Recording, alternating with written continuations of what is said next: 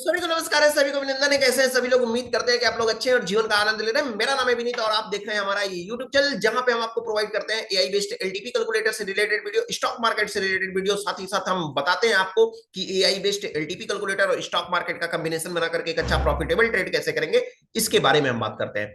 चलिए हम बात करते हैं आज एफआईआई और डीआईआई के बारे में। एफआईआई और डीआईआई क्या होता है, यानी कि पहले हम इसके बारे में समझते हैं, इससे हम बेनिफिट समझते हैं, इसकी एडवांटेज और डिसएडवांटेज क्या होगा इसके बारे में हम समझेंगे।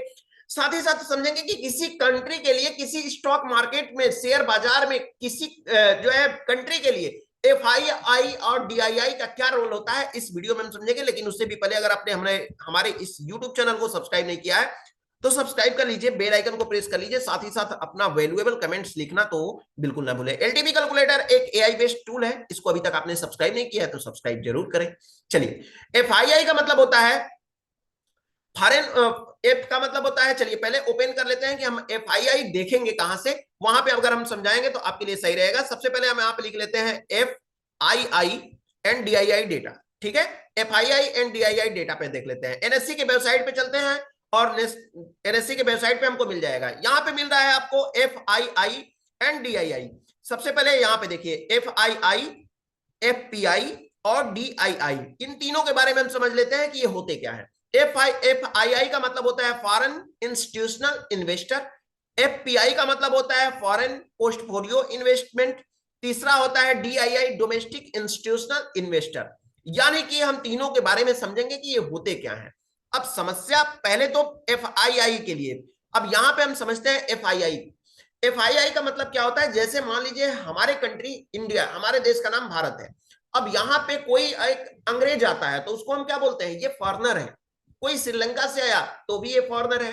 कोई अगर जापान से आया तो भी ये फॉरनर है। कोई अफ्रीका से आया तो भी ये फॉरनर है। इसी तरह से हम जापान में जा रहे हैं तो जापान के लिए हम फॉरनर हो गए। अमेरिका में जा रहे हैं तो अमेरिका के लिए फॉरनर हो गए। श्रीलंका में जा रहे हैं तो श्रीलंका के लिए फॉरनर हो गए। ठीक है, यानी कि अदर कंट्री के लोग हमारे लिए या उस देश के लिए क्या होते हैं, फॉरेनर होते हैं, यानी फॉरेन। अब दूसरी बात आती है, आई फॉर होता है इंस्टीट्यूशनल। इंस्टीट्यूशनल क्या है, जैसे मान लीजिए आप ट्रेड करते हैं, अगर आप ट्रेड करते हैं और आपके ट्रेड की कीमत, मैं फिलहाल अपने मार्केट की बात करता हूं, 2 लाख रुपए से कम की ट्रेड करते हैं, इन्वेस्टमेंट कर रहे हैं, आप एक इन्वेस्टमेंट कर रहे हैं और वो 2 लाख रुपए से कम की है, 2 लाख रुपए से ज्यादा की है तो फिर आप चाहे तो इंस्टीट्यूशनल बन गए।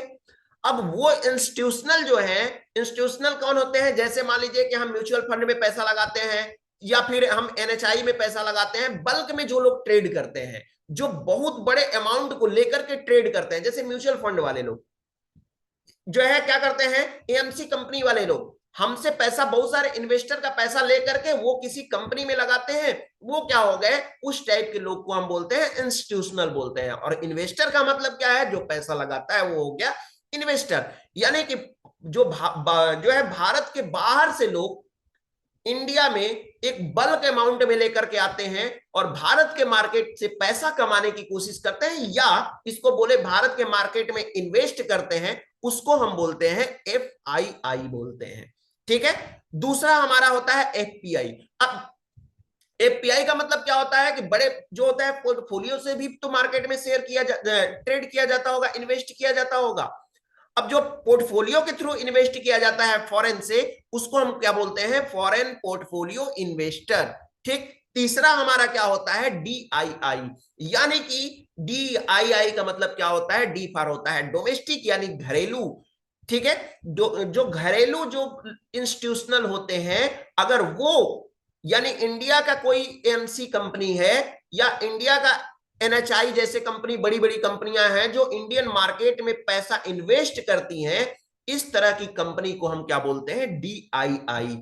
जैसे मान लीजिए कि national highway authority of India जो है, ये भारत की कंपनी है। अगर भारत की कंपनी है, भारत में इन्वेस्ट करती है, तो क्या होगा, क्योंकि इन्वेस्ट करेगी तो हाईवे अमाउंट में इन्वेस्ट करेगी, तो भारत के लिए ये डीआईआई होगी। लेकिन यही कंपनी अमेरिका में जाकर के इन्वेस्ट करती है तो अमेरिका के लिए एफआईआई होगी, ना कि भारत के लिए। अगर वही एक गूगल है, गूगल नाम की, या मान लेते हैं कि कोई एक अच्छा बड़ा इन्वेस्टर है या कोई एएमसी कंपनी अमेरिका में है, और वो अमेरिकन कंपनी भारतीय बाजार में आना चाहती है, तो भारतीय बाजार में आकर के अगर वो इन्वेस्ट करना चाहती है तो भारत के लिए वो FII हुई। लेकिन पोर्टफोलियो के थ्रू अगर ट्रेड कर इन्वेस्ट करती है तो वो FPI हुआ। तो इस तरह से FII और DII होते हैं। अब इसका समझते हैं कि मार्केट में असर क्या होता है। जैसे आपके आसपास में आप एक चौराहा है और चौराहे पे क्या करते हैं, आप एक दुकान खोल लीजिए। दुकान खोल लेते हैं, वहां पे लोग क्या होता है कि सुबह शाम गांव के आसपास के लोग आकर के चाय पीते हैं, ठीक, और चाय पीते हैं, चाय पी करके चली जाए।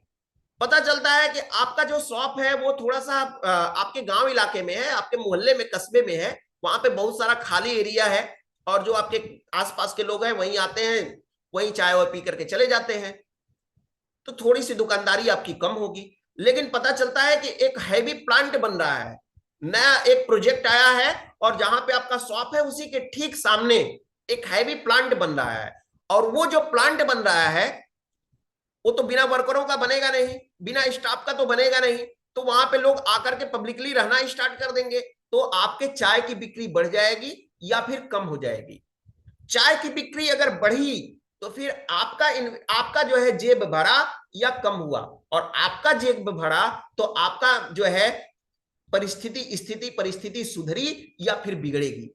आप बताइए। सेम इसी तरह से भारतीय बाजार है, भारतीय बाजार में बाहर से अगर इन्वेस्टर आते हैं, इंडिया के जो लोग ट्रेड कर रहे हैं वो तो इन्वेस्ट कर रहे हैं, वो तो कर ही रहे हैं, अगर बाहर से लोग आते हैं तो बाहर से लोग आएंगे तो क्या होगा, इंडियन मार्केट थोड़ा सा और ऊंचाई पे लेके जाएगा, उसमें जो है इकोनॉमिकल बेनिफिट होगा, उसके जो है टैक्सेशन में बेनिफिट आएगी, भारत का जो GDP है उसमें ग्रोथ होगा, ठीक है। लेकिन अगर आए ही ना तो, अब बात करते हैं यहां पे कि कंपनी जो है FII कब आते हैं कब नहीं आते हैं। सेम एग्जांपल, आपका शॉप है चाय वाला, अब आप चाय की दुकान चला रहे हैं, अचानक से कुछ जो है वहां पे वर्कर आए और पता चलता है कि आपकी चाय पिए और चाय पता चलता है कि चाय जो है अच्छा नहीं है, भाग जाएंगे सब।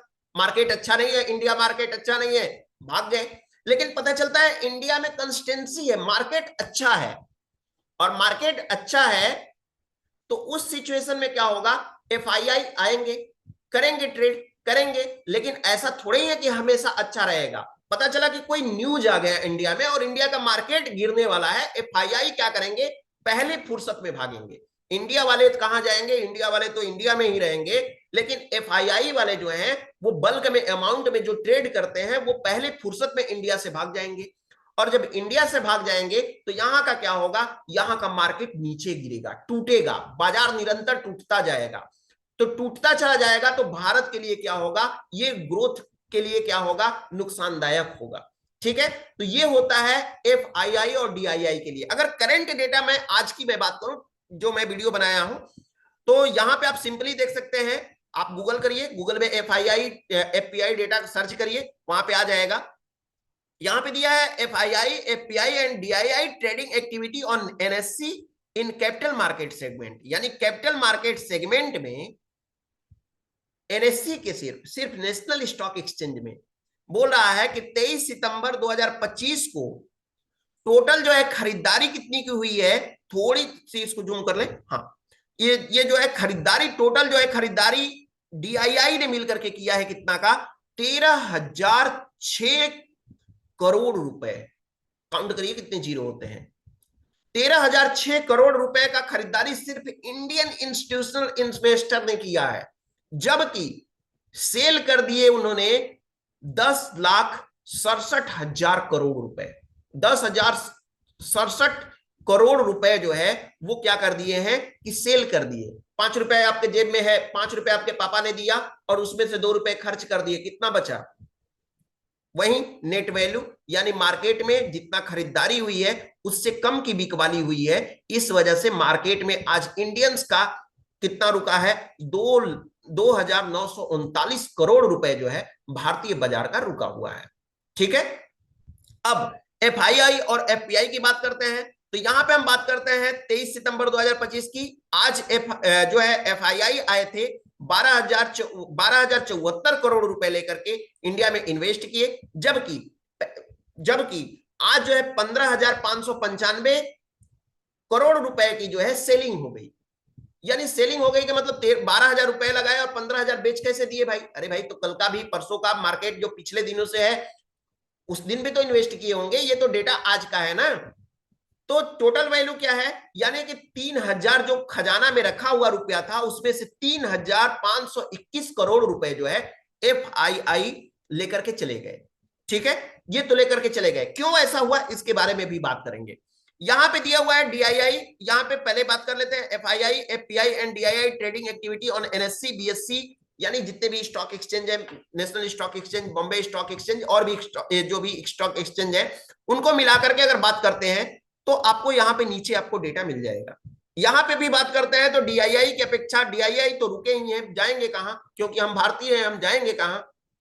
FII जो है वो भाग जाते हैं। सबसे बड़ी बात, अगर मान लीजिए मैं एक एग्जांपल आपको बता रहा हूं, ये स्कूल है और यहाँ पे हॉस्टल चलता है। हॉस्टल चलता है इस इलाके में, आपने देखा होगा टेलीविजन वगैरह में, बनारस के एरिया में बाढ़ आ गई और ये स्कूल जो है वो बनारस से लगभग 45 किलोमीटर दूर है। चूंकि बनारस पॉपुलर है इसलिए चंदौली को न बता करके दूर के लोग बनारस के ही नाम से जानते हैं। अब क्या होता है कि टीवी पे, न्यूज चैनल पे बाढ़ दिखाया गया कि बनारस में बाढ़ आ गया है। चंदौली लगा हुआ है बनारस के एरिया में, चंदौली के बनारस सटे हुए भाग में बाढ़ आने की वजह से इस एरिया को भी बाढ़ इलाका, क्योंकि DM घोषित करेंगे तो पूरे इलाके को बाढ़ से घोषित करेंगे। अब जो पेरेंट्स थे घर पे बैठे हुए, वो पेरेंट्स क्या बोले कि बनारस में बाढ़ आया है तो हो सकता है कि स्कूल में भी बाढ़ आया होगा, लेकिन स्कूल से बाढ़ कितनी दूर है? 45 किलोमीटर दूर। अब चूंकि वो एक व्यक्ति है, जो एक पेरेंट्स है जो कि कर्नाटक में है, यहां से लगभग 2500 किलोमीटर दूर है।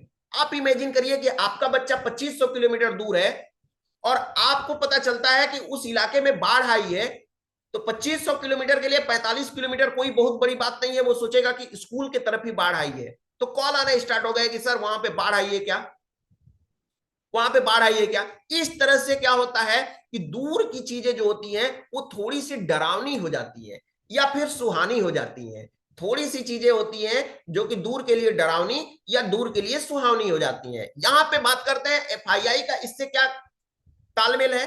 तो FII, अगर इंडिया में कोई न्यूज आती है अच्छी सी तो FII मार्केट में कूद पड़ते हैं, और कोई बैड सी भी न्यूज आती है, हल्की सी भी बुरी न्यूज होती है, तो FII अपना पैसा लेकर के भागने की कोशिश करते हैं कि मार्केट में कहीं इंडियन मार्केट में फॉल ना आ जाए, जिसकी वजह से मार्केट वहां का क्रैश हो जाएगा तो हमको लॉस हो जाएगा।